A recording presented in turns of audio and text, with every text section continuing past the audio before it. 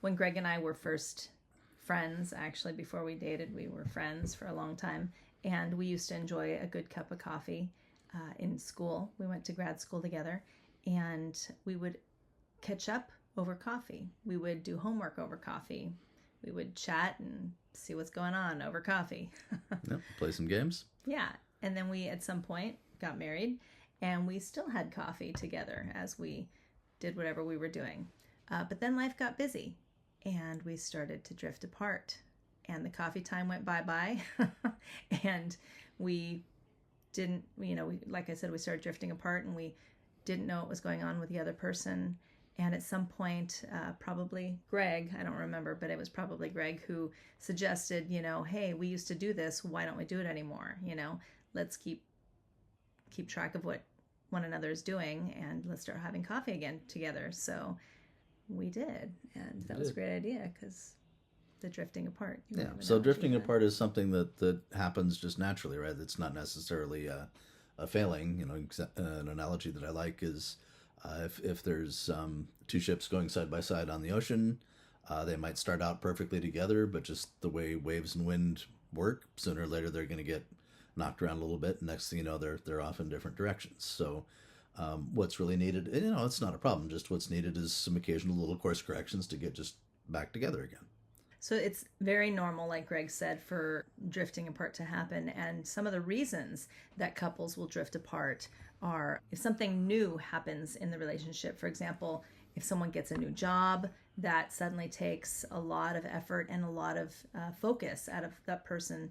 And so the couple might start to drift apart there. Or another new thing in a family is a new member of the family. If a baby is born, that's another big reason that couples can sometimes drift a little bit, because mom might have a lot of time focusing on the new baby, and it's a great time in life, but it's very typical for a couple to drift apart a little bit just through so much going on if they don't put the effort in.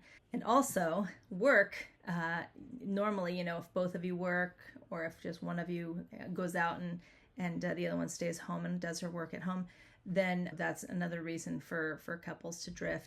And friends and family is another reason for couples to drift, because if something happens with one person's family member, then maybe that takes a lot of their time away. Also, time itself just has a way of allowing two people to drift apart, like Greg said in his analogy. It's a great analogy. And a big one is just lack of communication. And that's why we started our coffee time, is because it kind of forces us to sit down and have that communication, even in a busy time of life. That's what it's important. So it doesn't have to be exactly coffee time. I mean, that's what we call it because that's what we do. But you can also go for a walk together. We do that sometimes, or go walk the dog, or ride bikes together, or anything that allows you to chat and have a conversation without interruptions. And interruptions, especially if you're home, can often be in the form of children or small children. And so, in our case, we had to tell them, just leave us alone 20, 30 minutes. Don't bother us for any reason unless somebody has to go to the hospital. Don't tell us if the house is on fire. We'll smell the smoke. Just leave us alone for just that amount of time. And then we get back to family life as usual. And the kids get to see that, mom and dad need their time.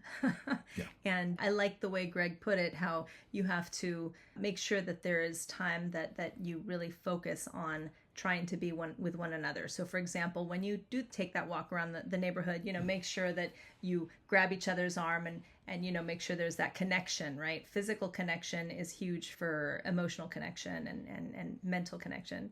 Also, when we're in our bedroom having coffee together, we like to make sure that we don't get sucked into our smartphones, where we can check our email or see who's texting or whatever. We did at first when it was a new toy, but we noticed that, it was awful silent over coffee time all of a sudden. So we agreed that we would put our devices down and not pick them up unless we absolutely had to put in a date in our calendar or something over something that we were talking about. Yeah, because they're a distraction, and you can't honestly have a real conversation while doing that at the same time. I mean, words can be happening, but our brains just automatically pay attention to what's in front of us.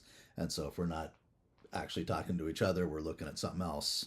The conversation, the communication sort of takes a back seat, back burner. So we'd like to invite you to give this a try for a couple weeks. Daily, if you can manage it, a couple times a week is good, at the very least once a week. And if you notice anything good happening, please share it with us. Go ahead and post it, and we look forward to seeing how this works out for you.